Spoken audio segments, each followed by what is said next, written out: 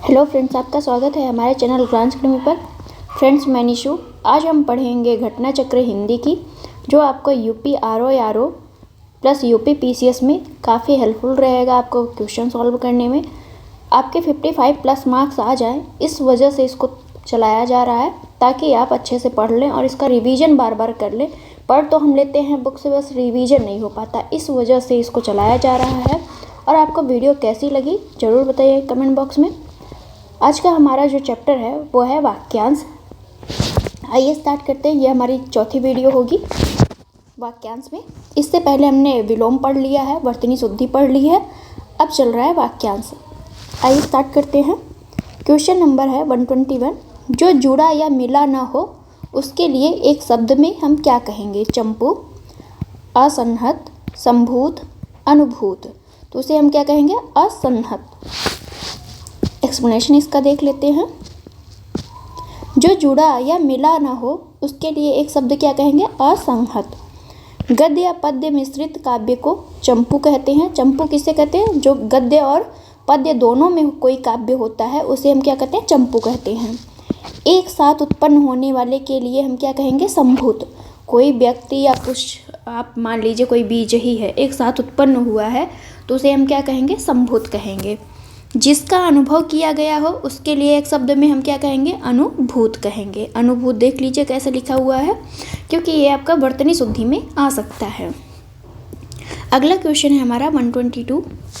अपना पेट भरने वाला के लिए एक शब्द या इसके लिए एक वर्ड में क्या हम कहेंगे? इसे कुछी भर, भूखा, कच्छप, कच्छ। तो उसे हम क्या कहेंगे? कुछी भर कहेंगे। जो व्यक्ति या जो अपना पेट भरने वाला है उसके लिए हम क्या कहेंगे? कुछी भर कहेंगे। कच्छप का अर्थ होता है कछुआ, कच्छ का अर्थ होता है दलदल भूमि या दलदल जमीन। तो कच्छप का मतलब क्या होता है? कछुए के लिए जो है कच्छप प्रयोग किया जाता है। और कच्छ का अर्थ है, जो आपका गुजरात का कच्छ है वो क्या है? आपका दलदल भूमि होती है। तो इस तरह से आप देख सकते हैं। अगला क्वेश्चन है हमारा 123। जिस पर विश्वास किया गया है उसके लिए एक शब्द क्या है? विश्वसनीय, विश्वस्त, विश्वास पात्र, विशेषज्ञ। तो ये हो जाएगा, किसी पे अगर आपने विश्वास किया है तो उसे हम क्या कहेंगे? विश्वस्त कहेंगे। तो ये हो जाएगा बी ऑप्शन आपका। जिस पर विश्वास किया गया है उसके लिए एक वर्ड में हम क्या कहेंगे? विश्वस्त कहेंगे। जिसका विश्वास किया जा सके उसके लिए हम क्या कहेंगे? विश्वसनीय कहेंगे। जो विश्वास के योग्य हो उसे हम क्या कहेंगे? विश्वास पात्र कहेंगे। जो किसी विशेष विषय को जानता हो तो उसे हम क्या कहेंगे? विशेषज्ञ कहेंगे। कोई व्यक्ति है, साइंटिस्ट है, वो एक ही सब्जेक्ट पे अपना रिसर्च या उसी पे अपना पूरा टाइम दे रहा है, उसे उसी का ज्ञान है, तो उसे हम क्या कहेंगे? विशेषज्ञ कहेंगे। क्वेश्चन नंबर है 124। जो दायर मुकदमे का प्रतिवाद या बचाव करे उसे हम क्या कहेंगे? अभियुक्त, प्रतिवादी, वादी, शीघ्रगामी। तो उसे हम कहेंगे प्रतिवादी। जो दायर मुकदमे का प्रतिवाद या बचाव करता है उसे हम क्या कहते हैं? प्रतिवादी कहते हैं। जिसको रोकना कठिन हो उसके लिए एक शब्द क्या होगा? दुर्निवार, दुर्धर्ष, दुर्घट, दुर्भर। तो उसका हो जाएगा आपका दुर्निवार। जिसको रोकना कठिन हो उसके लिए हम क्या कहेंगे? दुर्निवार कहेंगे। एक्सप्लेनेशन देखते हैं इसका। जिसको रोकना कठिन हो, जिसका निवारण करना कठिन हो, तो उसके लिए हम क्या शब्द प्रयोग करते हैं? दुर्निवार। जिसको रोकना कठिन हो या जिसका निवारण करना कठिन हो उसे हम क्या कहेंगे? दुर्निवार कहेंगे। जिसे वश में करना कठिन हो उसके लिए हम क्या कहेंगे? दुर्धर्ष। क्या पढ़ेंगे इसको? दुर्धर्ष। जिसका गठित होना कठिन हो उसके लिए हम क्या कहते हैं? दुर्घट कहते हैं। जिसे धारण करना कठिन हो उसके लिए हम क्या कहते हैं? दुर्भर कहते हैं। तो इस तरह से हम देख सकते हैं कि जिसको रोकना या जिसका निवारण करना कठिन होता है उसे हम क्या कहते हैं? दुर्निवार। जिसे वश में करना कठिन हो उसके लिए हम क्या वर्ड यूज करेंगे? दुर्धर्ष। क्वेश्चन नंबर है 126। तैर कर पार करने की इच्छा के लिए एक शब्द क्या होगा? तितिर्षा, तितिर्षु, तितिक्षा, त्वरक। तो उसे हम क्या कहेंगे? तितिर्षा। तैर कर पार करने की इच्छा को हम क्या कहेंगे? तितिर्षा कहेंगे। ये पहले भी हम पढ़ चुके हैं। तो ये आपको वैसे तो तैयार होना चाहिए था। तैर कर पार कर जाने की इच्छा को हम क्या कहेंगे? तितिर्सा। तैरने या मोक्ष पाने के इच्छुक के लिए हम क्या शब्द यूज करते हैं? तितिर्सु। सर्दी गर्मी दुख आदि का सहन करने की शक्ति को क्या कहते हैं? तितिक्षा कहते हैं। रफ्तार या तेज करने का उपकरण जो होता है उसे हम क्या कहते हैं? त्वरक कहते हैं। क्वेश्चन नंबर है 127। शत्रुओं का हनन करने वाला, उसके लिए हम क्या एक शब्द यूज करेंगे? वीर, शत्रुघ्न, रिपुसूदन, विष्णु। तो उसके लिए एक शब्द होता है आपका शत्रुघ्न। बी ऑप्शन आपका सही है कि शत्रुओं का हनन करने वाले के लिए क्या एक वर्ड यूज करेंगे? शत्रुघ्न। एक्सप्लेनेशन इसका देख लेते हैं। शत्रुओं का हनन करने वाले के लिए एक शब्द में हम क्या कहेंगे? उसके लिए शत्रुघ्न। रिपु का मर्दन करने वाले वाक्यांश में हम इसका क्या प्रयोग करेंगे? तो रिपुसूदन। रिपु का मर्दन करने वाला के लिए क्या हम यूज करेंगे? रिपुसूदन। मुकदमा दायर करने वाला व्यक्ति के लिए एक शब्द में हम क्या कहेंगे? वादी, प्रतिवादी, अभियुक्त, मुकदमेबाज। तो उसे हम कहेंगे वादी। कोई व्यक्ति मुकदमा दायर किया है उसे हम क्या कहेंगे? वादी कहेंगे। एक्सप्लेनेशन देख लेते हैं। मुकदमा दायर करने वाला व्यक्ति, उसके लिए हम क्या वर्ड यूज करेंगे? वादी कहेंगे। जो दायर मुकदमे का प्रतिवाद या बचाव करता है उसे हम क्या कहते हैं? प्रतिवादी कहते हैं। जिस पर मुकदमा चलाया गया हो उसे हम क्या कहते हैं? अभियुक्त कहते हैं। जिस पर मुकदमा चलाया गया है उसे हम अभियुक्त कहते हैं। जो मुकदमे का बचाव करता है उसे हम क्या कहते हैं? प्रतिवादी कहते हैं। अब मुकदमा जो है दायर करने वाले को क्या कहेंगे? वादी कहेंगे। क्वेश्चन नंबर है 129। युद्ध की प्रबल इच्छा हो जिसमें, उसके लिए एक शब्द क्या है? झगड़ालू, योद्धा, युत्सु, विद्रोही। तो उसे हम क्या कहेंगे? युद्ध की प्रबल इच्छा रखने वाले को हम क्या कहेंगे? युत्सु। युद्ध की प्रबल इच्छा रखने वाले के लिए एक शब्द में हम क्या कहेंगे? युत्सु।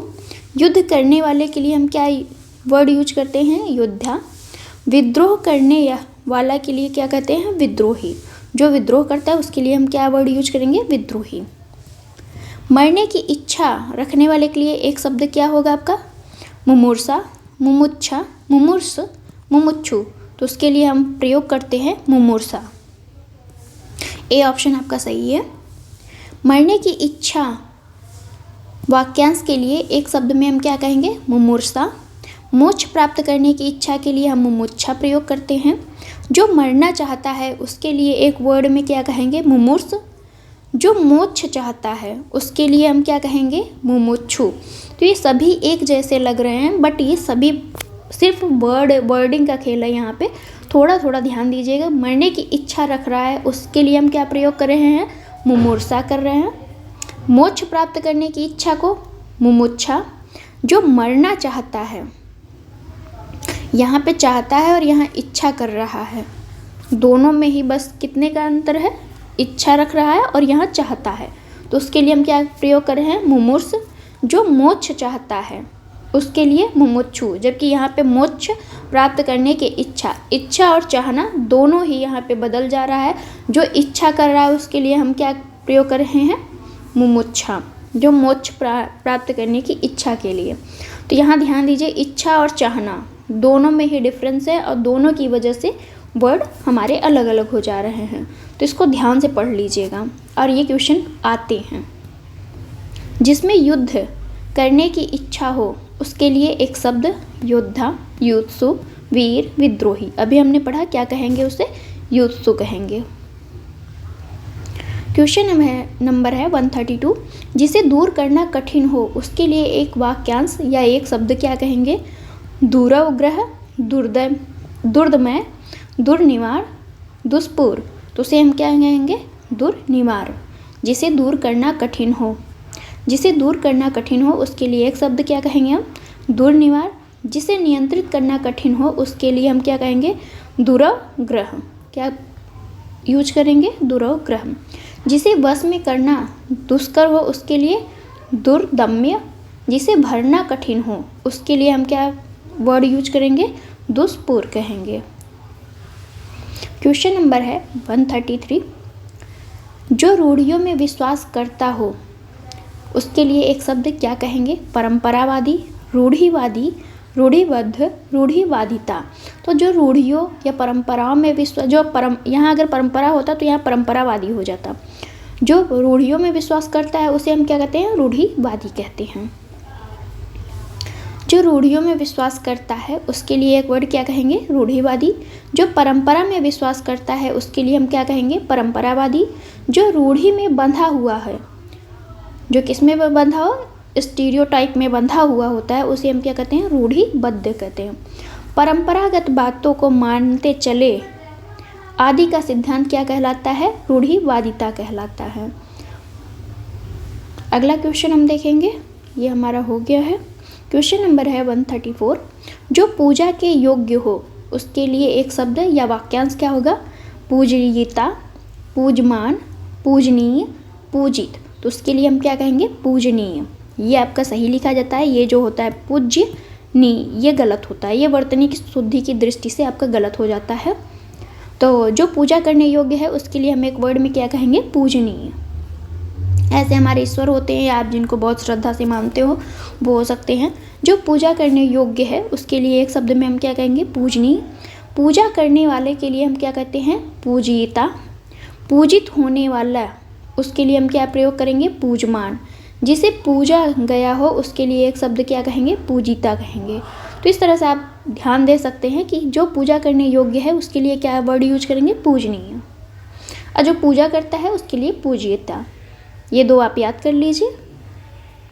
क्वेश्चन नंबर है 135। जो देश से प्रेम करता हो उसके लिए एक शब्द देशभक्त, देशरक्षक, देशवासी, देश सेवा। तो जो देश से प्रेम करता है उसके लिए हम क्या कहते हैं? देशभक्त कहते हैं उसे। एक्सप्लेनेशन देखते हैं। जो देश से प्रेम करता है उसके लिए हम क्या वर्ड यूज करते हैं? देशभक्त। जो देश की रक्षा करने वाला होता है उसके लिए हम क्या कहते हैं? देशरक्षक। देश में रहने वाले के लिए हम क्या कहते हैं? देशवासी। देश की सेवा करने वाले को हम क्या कहते हैं? देश सेवा कहते हैं। तो जो देश से प्रेम करता है उसके लिए देशभक्त। जो देश की रक्षा करता है यानी हमारे सैनिक, उसे हम क्या कहते हैं? देश रक्षक कहते हैं। देश में रहने वाले, जैसे हम लोग अपने इंडिया में रह रहे हैं तो उसे हम क्या कहेंगे? देशवासी हैं। देश की सेवा, जो देश की सेवा करता है उसे हम क्या कहते हैं? देश सेवा। देश सेवा आप किसी भी तरीके से कर सकते हैं, सैनिक के रूप में, सामाजिक रूप में, पर्टिकुलर कोई संस्था बना के, ऐसे भी कर सकते हैं। तो देखते हैं हम। क्वेश्चन नंबर है 136। 100 में 100 के लिए एक शब्द, क्या शब्द प्रयोग करेंगे 100 में 100 के लिए? प्रतिशत, शत प्रतिशत, शताब्दी। तो 100 में 100 के लिए हम क्या प्रयोग करेंगे? शत प्रतिशत। यहाँ पे देखेंगे हम 100 में 100 के लिए क्या वर्ड यूज करेंगे? शत प्रतिशत। शत का अर्थ है 100, शताब्दी का अर्थ होता है 100 वर्षों के समूह। 100 वर्षों के समूह को हम क्या कहते हैं? शताब्दी कहते हैं। क्वेश्चन नंबर है 137। जो बात वर्णन से परे हो या जिस बात का वर्णन ना किया जा सके उसके लिए एक वर्ड में हम क्या कहेंगे? वर्णनीय, अवर्णनीय, वर्णित, वर्णातीत। तो जो बात हम, जिस बात का हम वर्णन नहीं कर सकते उसे हम क्या कहते हैं? वर्णातीत या वर्णन से परे है। तो ये हो जाएगा डी ऑप्शन आपका, वर्णातीत। तो जो बात वर्णन से परे हो उसके लिए हम क्या वर्ड यूज करेंगे? वर्णातीत कहेंगे। जिसे वाणी द्वारा व्यक्त किया जा सके उसे हम क्या कहते हैं? वर्णनीय कहेंगे। जिसे वाणी द्वारा व्यक्त ना किया जा सके उसे हम क्या कहेंगे? अवर्णनीय। जिसका वर्णन किया गया हो उसे हम कहते हैं वर्णित। तो इस तरह से आपका चारों ही अलग अलग है। जिस बात का वर्णन किया जा सके उसे हम क्या कहेंगे? वर्णित कहेंगे। जिसे वाणी द्वारा व्यक्त ना किया जा सके उसे हम अवर्णनीय। जिसे वाणी द्वारा व्यक्त किया जा सके उसे वर्णनीय। जो बात वर्णन से परे हो उसके लिए हम क्या कहेंगे? वर्णातीत कहेंगे। आकाश को चूमने वाले के लिए एक शब्द, आकाश को चूमने वाले के लिए एक शब्द क्या कहेंगे? ऊंचाई, आकाशचुंबी, गगनचुंबी, आकाशदीप। तो उसे हम कहते हैं आकाशचुंबी। तो बी ऑप्शन हमारा सही हो जाएगा, क्या? आकाशचुंबी। आकाश को चूमने वाले के लिए एक वर्ड आकाशचुंबी। गगन को चूमने वाले के लिए एक शब्द गगनचुंबी। जहाज़ों को रात्रि में मार्ग दिखाने वाला प्रकाश स्तंभ के लिए हम क्या कहते हैं? आकाशदीप। तो ये जो जहाज़ों को रात्रि में मार्ग दिखाने वाला प्रकाश स्तंभ होता है उसे हम क्या कहते हैं? आकाशदीप कहते हैं। क्वेश्चन नंबर है 139।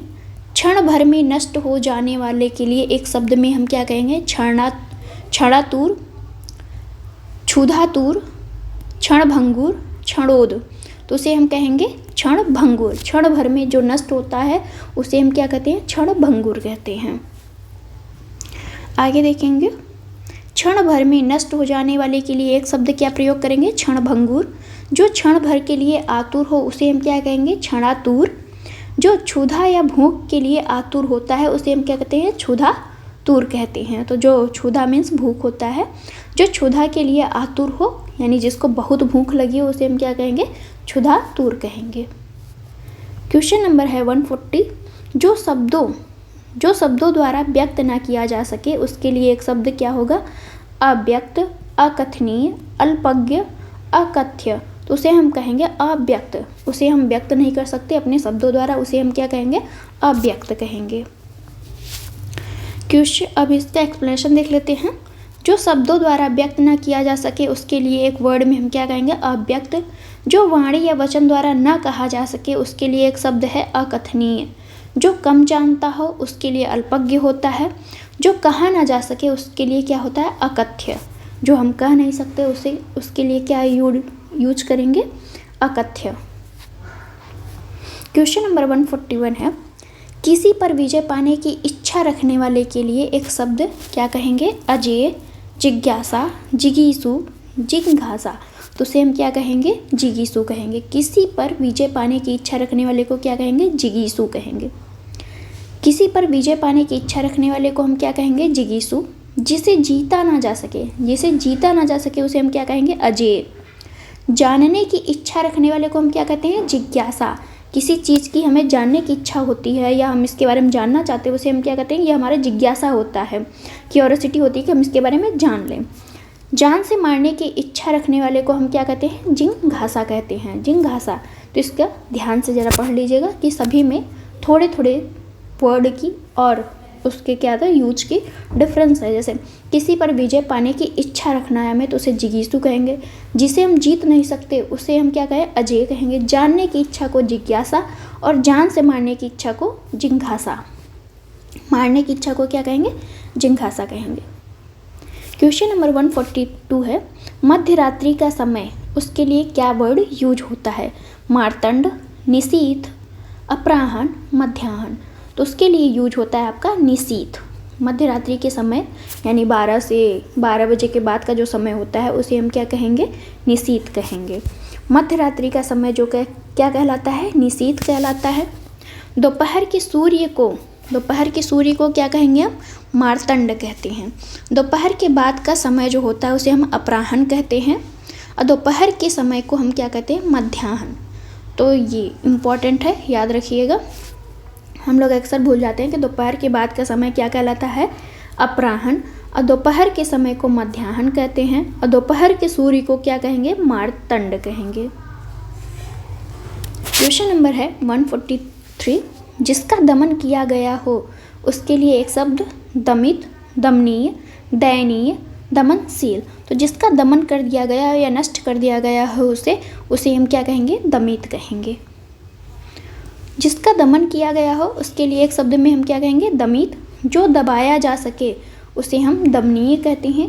जो दया करने योग्य हो उसे क्या कहेंगे? दयनीय। दमन करने वाला क्या कहलाता है? दमनशील कहलाता है।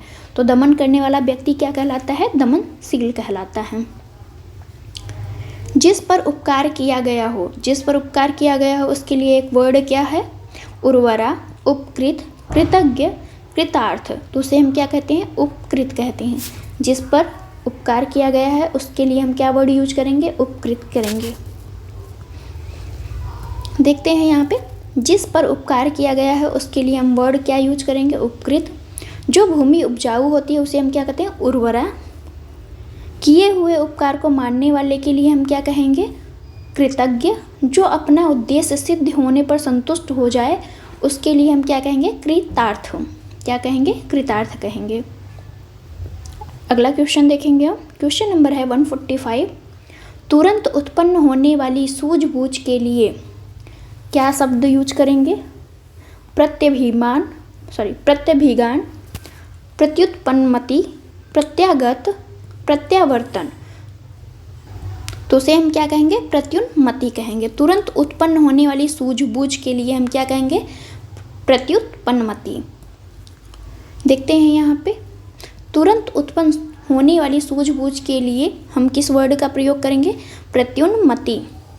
स्मृति की सहायता से होने वाला ज्ञान क्या कहलाता है? प्रत्यभिज्ञान कहलाता है। लौट कर आया हुआ के लिए हम क्या कहते हैं? प्रत्यागत कहते हैं। लौट कर अपने स्थान पर आना क्या कहलाता है? प्रत्यावर्तन कहलाता है। लौट कर अपने ही स्थान पे आ जाना उसे हम क्या कहेंगे? प्रत्यावर्तन। और लौट कर आया हुआ क्या कहलाता है? प्रत्यागत कहलाता है। तो यहाँ पे हम देखेंगे जो तुरंत कोई युक्ति सोच ले, जो तुरंत कोई युक्ति सोच ले उसे हम क्या कहते हैं?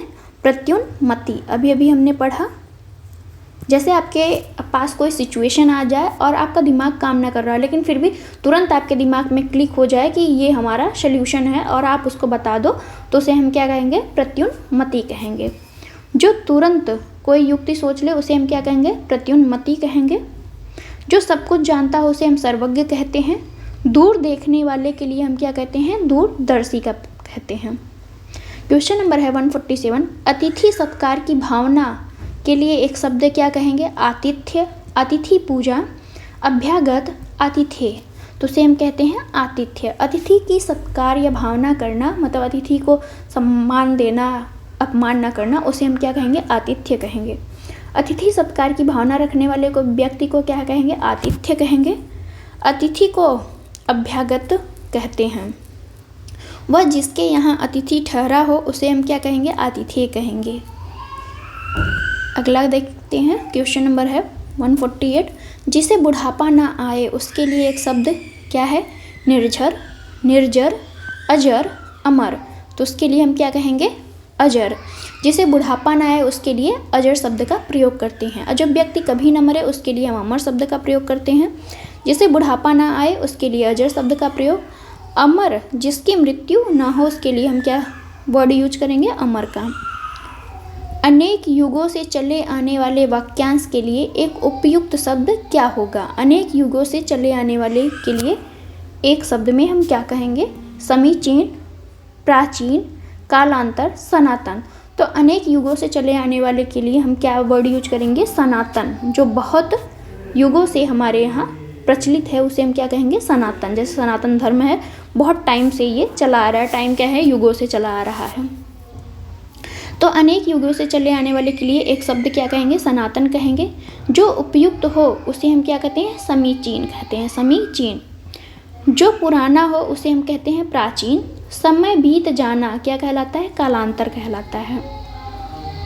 क्वेश्चन नंबर है 150। युगों से चले आने वाले के लिए एक शब्द में हम क्या कहेंगे?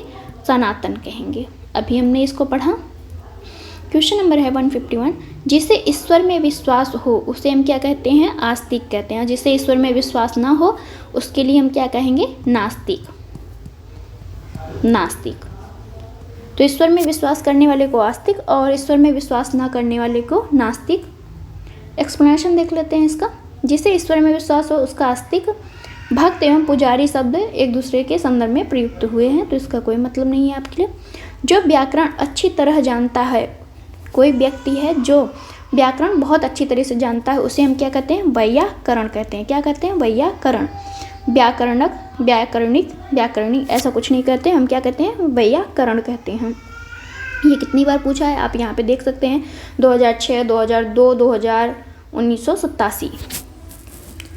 जो व्याकरण अच्छी तरह जानता है उसे हम क्या कहते हैं? वैयाकरण कहते हैं। व्याकरण के ज्ञाता के लिए हम क्या शब्द यूज करते हैं? वैयाकरण यूज करते हैं। क्वेश्चन नंबर है 154। जो क्षमा करने योग्य नहीं है या जिसे क्षमा नहीं किया जा सकता उसे हम क्या कहेंगे? अदम्य, अक्षम्य, निर्गुण, सक्षम, तो उसे हम कहेंगे अक्षम्य।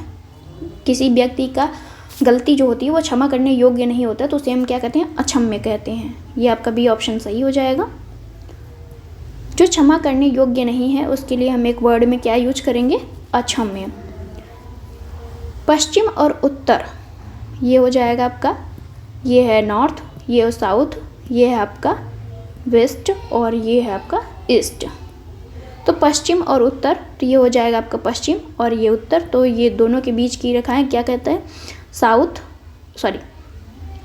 वेस्ट और नॉर्थ। इसकी बात किया, पश्चिम और उत्तर दिशाओं के मध्यस्थ कोण को हम क्या कहते हैं, तो उसे हम वायव्य कहते हैं। क्या कहते हैं, वायव्य। तो ये आपका हिंदी में ऐसे ही यूज होता है कि नॉर्थ वेस्ट को हम क्या कहेंगे, वायव्य कहेंगे। बीच के कोण का पूछ रहा है तो बीच का कोण आपका यही होगा, दोनों के बीच, नॉर्थ और वेस्ट के बीच का कोण आपका क्या हो जाएगा, नॉर्थ वेस्ट, जिसे हम क्या कह रहे हैं, वायव्य कह रहे हैं। तो पश्चिम और उत्तर दिशाओं के मध्यस्थ कोण को वायव्य कहते हैं। पूरब और उत्तर के मध्यस्थ कोण को, पूरब और, जैसे ये आपका ईस्ट है और ये आपका नॉर्थ है, यहाँ पे देख लेते हैं, तो इसके बीच के कोण को हम क्या कहते हैं, ईशान कहते हैं। नॉर्थ ईस्ट के बीच के कोण को हम क्या कहते हैं, ईशान कहते हैं। और पूरब और दक्षिण दिशा के मध्य, पूरब और दक्षिण, ये आपका साउथ है, इनके बीच के कोण को क्या कहते हैं, आग्नेय कहते हैं। क्या कहते हैं, आग्नेय।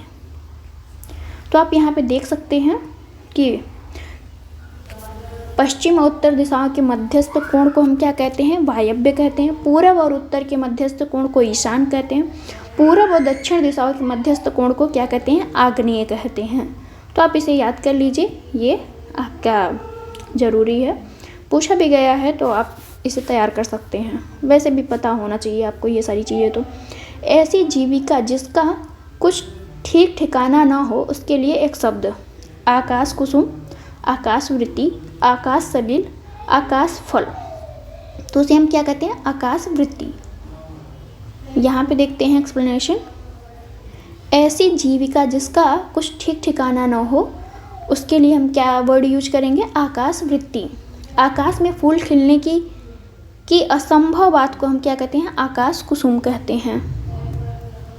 क्वेश्चन नंबर है 157, अनिश्चित जीविका के लिए क्या सही शब्द है। अभी अभी हमने जो पढ़ा है वही, अनिश्चित जीविका जिसकी होती है, मतलब कभी तो काम मिल गया और कभी नहीं मिला और कभी निठल्ले टहल रहे होते हैं, तो उसे हम क्या कहते हैं, आकाश वृत्ति कहते हैं।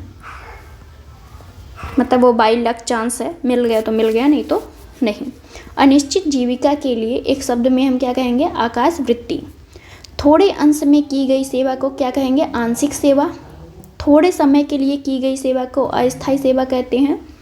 आधा रोजगार को क्या कहते हैं, अर्ध रोजगार कहते हैं।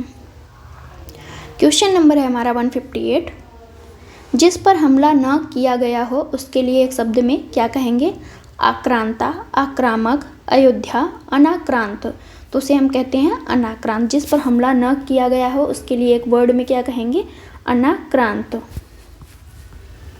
एक्सप्लेनेशन देखते हैं। जिस पर हमला न किया गया उसके लिए हम क्या वर्ड यूज करेंगे, अनाक्रांत।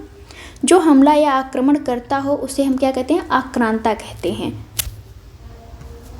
क्वेश्चन नंबर है 159, जिस पर आक्रमण हो उसके लिए हम क्या वर्ड यूज करेंगे, आक्रांत। उसके लिए क्या वर्ड यूज करेंगे, आक्रांत। जो हमला करता है उसके लिए क्या कहेंगे, आक्रांता कहेंगे। अभी अभी हमने पढ़ा था। तो जिस पर आक्रमण हो उसके लिए आक्रांत शब्द का यूज करते हैं। आक्रांता या आक्रामक आक्रमण करने वाले के लिए यूज होता है। जिसे जीता ना जा सके उसे हम अजेय कहेंगे। जिस पर मुकदमा चलाया गया हो उसे हम क्या कहते हैं, अभियुक्त कहते हैं। ये सब अभी हमने पहले पढ़ लिया है वीडियो की स्टार्टिंग में ही। जो बहुत मंद गति से कार्य करता है उसके लिए एक शब्द मंथर, दीर्घ सूत्री, सत्वर, मदाक्रांता, तो उसे हम कहते हैं मंथर। जो बहुत मंद गति से कार्य करता है, बहुत धीरे धीरे गति मतलब कार्य करता है, उसे हम क्या कहते हैं, मंथर कहते हैं। जो बहुत मंद गति से कार्य करता है उसे हम क्या कहते हैं, मंथर कहते हैं। हर काम में बहुत देर लगाने वाला, हर काम में बहुत देर करने वाले के लिए हम क्या वर्ड यूज करेंगे, दीर्घसूत्री। शीघ्र को क्या कहेंगे, सत्वर कहते हैं। शीघ्र को ही सत्वर कहा जाता है। 17 अक्षरों के वर्ण वृत्त का नाम क्या कहलाता है, मंदाक्रांता। मंदाक्रांता क्या कहलाता है आपका, 17 अक्षरों के वर्ण वृत्त को हम क्या कहते हैं, मंदाक्रांता कहते हैं। तो ये हमारा 160 क्वेश्चन हो चुका है। अगला है हमारा 161 क्वेश्चन, जिसको हम करेंगे अगली वीडियो में। आपको वीडियो कैसी लगी जरूर बताइए कमेंट बॉक्स में। Thank you for watching friends.